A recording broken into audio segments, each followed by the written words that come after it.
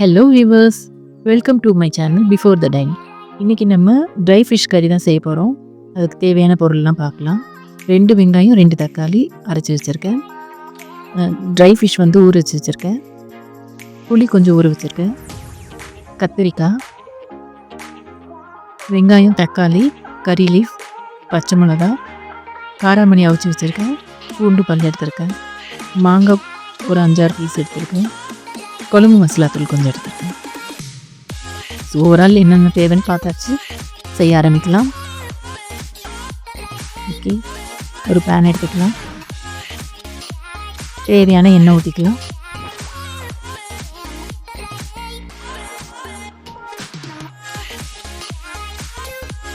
உங்களுக்கு எவ்வளோ எண்ணெய் தேவைப்படுதோ அந்த அளவுக்கு தேவையான எண்ணெய் ஊற்றிக்கோங்க. வெந்தயம் கொஞ்சம் போட்டுக்கலாம். கடுகு தேவையான அளவு போட்டுக்கோங்க. வெந்தயமும் கடுகும் நல்லா பொரியட்டும். இப்போ பூண்டு பல்லா நம்ம கட் பண்ணி வச்சுருக்கீங்க, அதை ஆட் பண்ணிக்கலாம். ஃப்ரை ஆகட்டும். வெங்காயம் ஆட் பண்ணிக்கலாம். இப்போது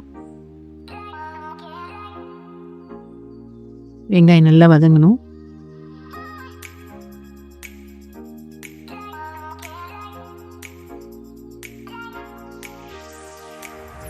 வெங்காயம் நல்லா வதங்கட்டும். இப்போ நல்லா வதங்கிடுச்சு. இப்போ நம்ம தக்காளி ஆட் பண்ணிக்கலாம்.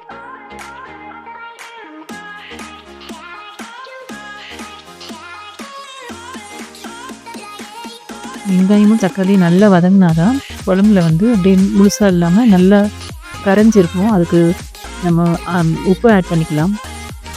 சீக்கிரமாக வதங்கிடும்.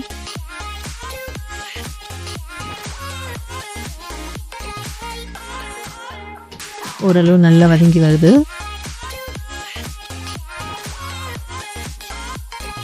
இந்த டைமில் முருங்கைக்காய், ஒரு முருங்கைக்காய், ஃபுல் முருங்கைக்காய் கட் பண்ணி வச்சுருக்கேன், அதை ஆட் பண்ணுறேன்.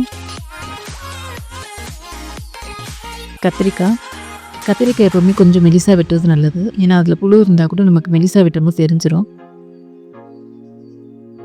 இது ரெண்டுமே நல்லா வதங்கட்டும்.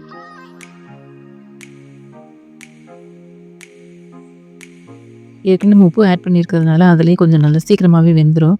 இப்போது தக்காளி, வெங்காயம் நம்ம அரைச்சி வச்சுருக்க பேஸ்ட் இருக்கு இல்லையா, அதை ஆட் பண்ணி அதுவும் சேர்த்து பச்சை வாசனை போகிற அளவுக்கு நல்லா வதக்கி விடுங்க. நல்லா வதங்கட்டும்.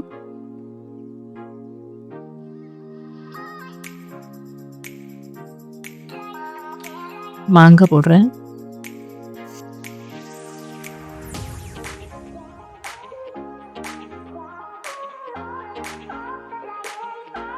இப்போ வேக வச்ச காராமணி சேர்த்துக்கிறேன்.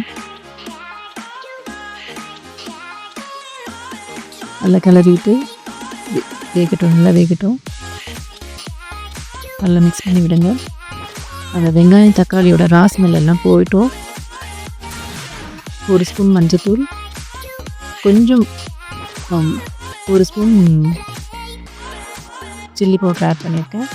இது நல்லா வதக்கி விடுங்க. குழம்பு மசாலா தூள் வந்து உங்கள் தேவைக்கு தகுந்த மாதிரி போட்டுக்கோங்க. நான் ஒரு சின்ன பவுலில் ஒரு பவுல் ஃபுல்லாகவே ஆட் பண்ணுறேன்.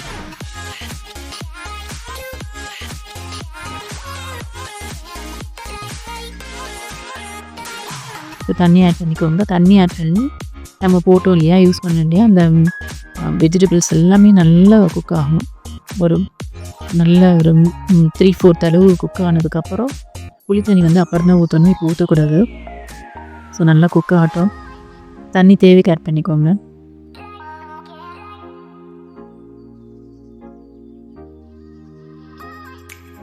நல்லா கொதிச்சு வருது.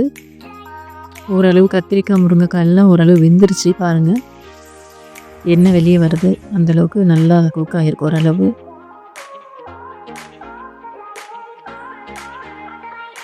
நல்ல ஃப்ளேவராக இருக்குது. இப்போ நம்ம அந்த புளி கரைசல் ஊற்றிடணும்.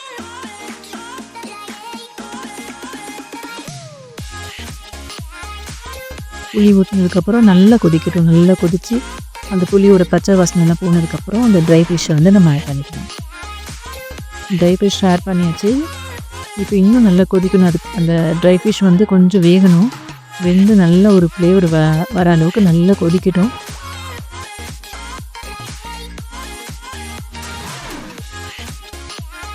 ஆல்மோஸ்ட் வந்து நல்லா கொதிச்சு வெந்துருச்சு.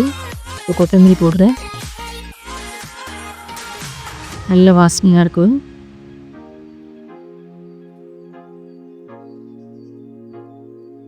செஞ்சு முடிச்சாச்சு. சர்வ் பண்ணலாம். இதோட தேவையான அளவு எல்லாமே நான் டிஸ்கிரிப்ஷனில் கொடுத்துருக்கேன், பாருங்கள். Okay viewers, thank you.